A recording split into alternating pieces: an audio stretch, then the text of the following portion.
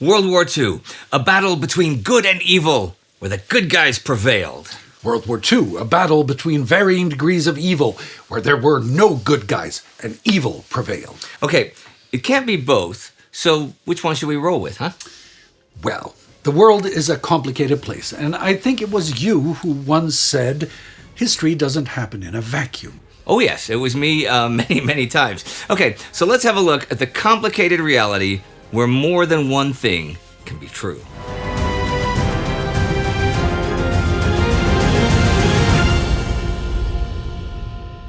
I'm Indy Neidell.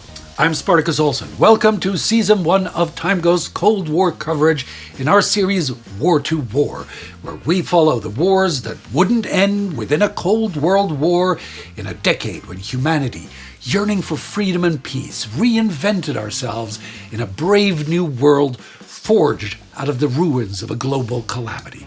The beginning of the digital age, the atomic age, and the space age, when we began to replicate our minds electronically, gained the power to end our very existence as a species, and discovered that we truly can reach for the stars. In this first episode, we'll look at the reasons why that global calamity World War II was fought, where it led, and what promises and threats lay ahead as 1945 comes to an end.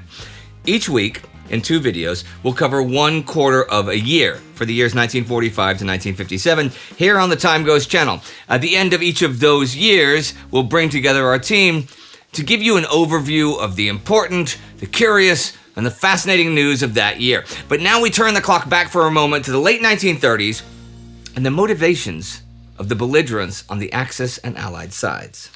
Okay, whether you categorize it in terms of good and evil, the 3 major powers that started this war were motivated by hatred, aggression, subjugation, and death. Japan was looking to achieve racial dominance in Asia and subjugate other nations to her iron will, with a cold calculation that it would be at the cost of millions of lives.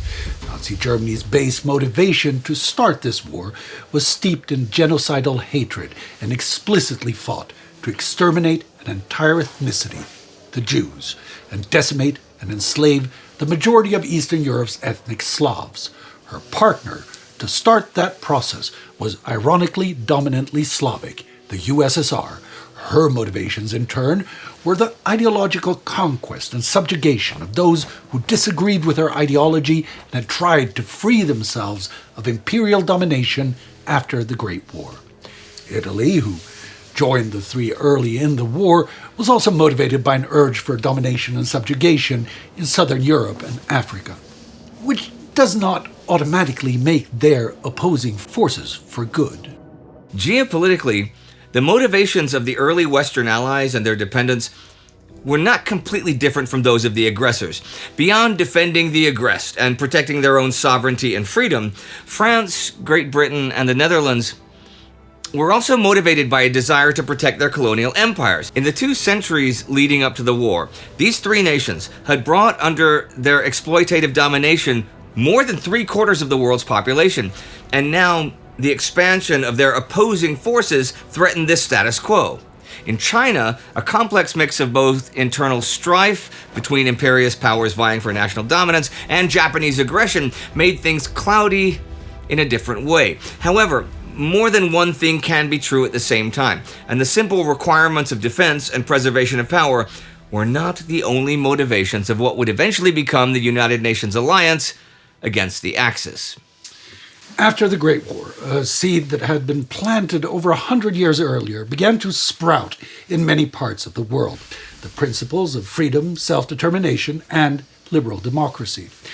The ideological motivations of the Nazis, the communists, and the imperialists were by nature a mortal threat to this fragile plant. France, Britain, and the Netherlands, though, despite their own imperialist nature and aspirations, had become fertile ground for these new ideas, and they had begun a popular march towards reimagining themselves based on these principles. To put it simply, they had within them a large portion, perhaps even a majority of constituents, who rejected the ideological autocracy that drove the aggressors. So, when the war began in China in 1937, in northeastern Europe in 1939, in Western Europe and Africa in 1940, two wars were being fought at once. One, a geopolitical war for hegemony. Two, an ideological war between the principles of growing freedom and humanity against new forms of autocracy and inhumanity.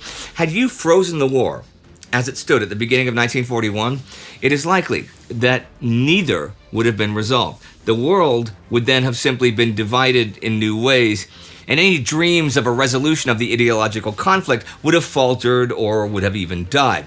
But the war did not end. And faced with the horrors unfolding in the world, the more noble causes gained traction.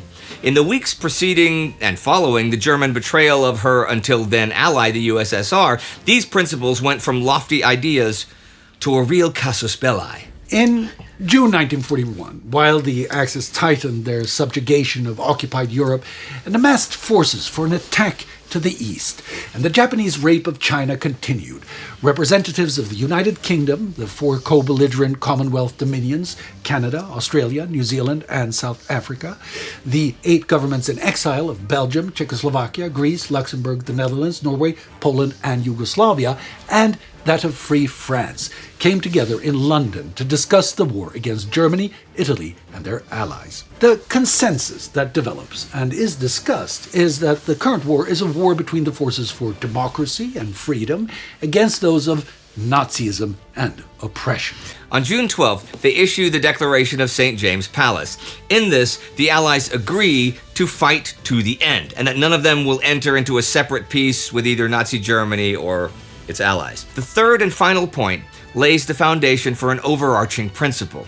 3, that the only true basis of enduring peace is the willing cooperation of free peoples in a world in which, relieved of the menace of aggression, all may enjoy economic and social security, and that it is their intention to work together and with other free peoples, both in war and peace, to this end. A new line is being drawn, a still blurry line, but nevertheless a line. But only 10 days later, that line between nations striving towards freedom and democracy, fighting the Axis autocracies, gets blurred even further when Germany attacks the USSR. Now the Axis have an enemy that is a self-professed opponent of freedom and liberal democracy. It presents the Allies with an obvious conundrum, especially the staunch anti-communist Churchill. But pragmatism trumps ideology at this point. When asked in the House of Commons if allying with the USSR wouldn't be tantamount to bowing down to the House of Rimmon, Mr. Churchill replies, "Not at all. I have only one purpose, the destruction of Hitler, and my life is much simplified thereby. If Hitler invaded hell, I would make at least a favorable reference to the devil in the House of Commons." The Soviets, especially Joseph Stalin, have had the fear that the Western Allies would like to see the Nazis and the Communists fight each other to destruction. It has been one of the main reasons that Stalin has refused to believe the repeated warnings coming from Great Britain and others of clear signs of an imminent German invasion. As discussions about an alliance begin, Stalin explicitly demands a formal agreement with Britain to end any fears that Great Britain will stand aside while Germany and the Soviet Union destroy each other. He gets these assurances repeatedly, but the suspicions will never quite go away, and the alliance is from the get-go pretty tense and often tenuous. In July and August 1941, American President Franklin Roosevelt is pushing for an expansion of the third principle of the St. James Palace Agreement. Now, the U.S. is not a belligerent yet, but it is clear to Roosevelt and many others in the U.S. government that this is just a question of time. American public opinion is warming up, but is still only lukewarm to the idea of American intervention in the European war. For that to change, Roosevelt believes the founding principles of any U.S. involvement need to be clearly based on the ideas expressed in the American Declaration of Independence, Bill of Rights, and Constitution. On August 9th and 10th, Roosevelt and Churchill meet aboard the USS Augusta in Placentia Bay, Newfoundland. The result is the Atlantic Charter, issued August 14th, outlining goals for the post-war world. It lays down 8 common principles that the United States and Great Britain would be committed to supporting after the war. They agree not to seek territorial expansion, to seek the liberalization of international trade, to establish freedom of the seas, and set international labor, economic, and welfare standards. Most importantly, both the United States and Great Britain commit to the restoration of self-government for all countries occupied during the war and to allow all peoples to choose their own form of government. There are some hidden agendas here. Both sides hope that such an agreement will boost public support for the war. Churchill expects it will immediately facilitate an increase of military and financial aid from the United States. No questions asked. Roosevelt wants to hold Britain committed to not using a victory in the war as a path for territorial expansion of its empire. He even goes so far as hoping for Britain to allow her colonies self-determination and sovereignty, an aspiration that soon leads to confrontation when they meet in Argentina later that same month. Before that meeting begins, Roosevelt tells his son, Elliot, "Churchill told me that he was not His Majesty's Prime Minister for the purpose of presiding over the dissolution of the British Empire. I think I speak as America's president when I say that America won't help England in this war simply so that she will be able to continue to ride roughshod over the colonial peoples." Roosevelt frames the discussion within the concept of free and fair trade, demanding that Britain treat her colonial subjects with more equality and provide for their social and economic development. It quickly gets contentious, and in a final repartee, Roosevelt tells Churchill, "I can't believe that we can fight a war against fascist slavery and at the same time not work to free people all over the world from a backward colonial policy." To which Churchill protests. There can be no tampering with the empire's economic agreements. Roosevelt does not back down. The peace cannot include any continued despotism. The structure of the peace demands and will get equality of peoples. Roosevelt is not just talking the talk, but he's also been walking the walk. The U.S. only has one major colonial possession at this point, the Philippines. But in the Philippine Act of Independence from March 24, 1934, the U.S. has firmly committed to give the Philippine people sovereignty on July 4, 1944. So Roosevelt's demands of Churchill do have the weight of leadership by example. Yet they part ways with the issue unresolved. Okay, proposing decolonization is not just Roosevelt pulling a humanitarian feel-good card out of his liberal vest pocket. It's founded in geopolitics, right? Yes, it's an extension of the Monroe Doctrine, which has been the ideological and realpolitik driver of U.S. foreign policy since 1823.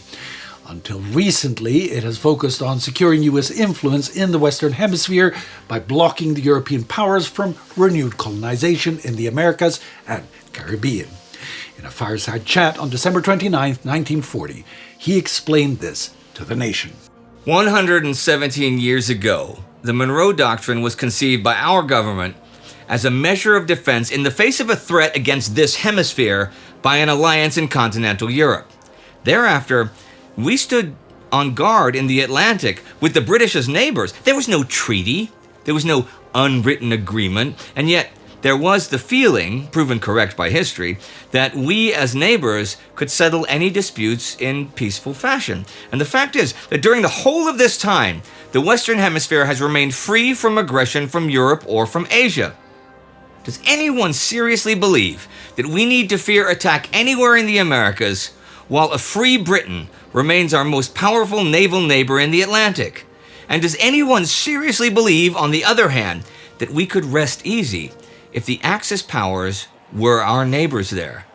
If Great Britain goes down, the Axis powers will control the continents of Europe, Asia, Africa, Australia, and the high seas, and they will be in a position to bring enormous military and naval resources against this hemisphere. It is no exaggeration to say that all of us, in all the Americas, would be living at the point of a gun loaded with explosive bullets, economic as well as military. We should enter upon a new and terrible era in which the whole world, our hemisphere included, would be run by threats of brute force.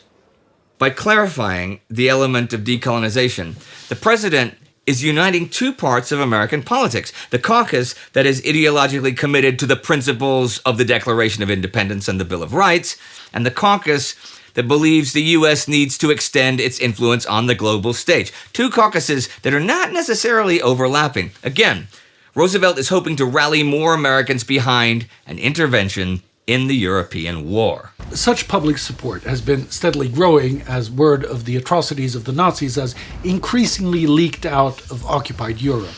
The negative effect of the war on world trade and the global economy has raised awareness as well that this is not a war that doesn't concern the U.S.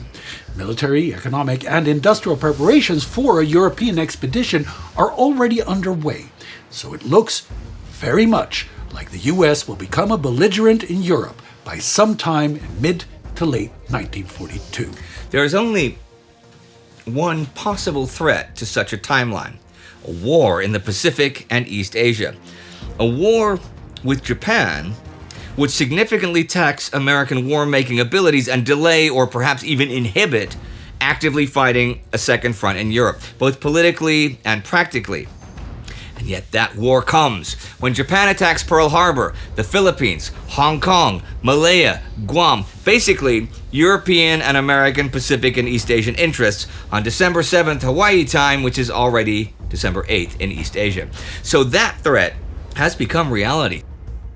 But Hitler solves any issues about a European commitment by the USA by declaring war on the USA on December 11th. The Atlantic Charter now becomes the basis for a united response to the Axis. On December 22nd, Roosevelt, Churchill, and military leaders of the two nations convene at the White House for the Arcadia Conference.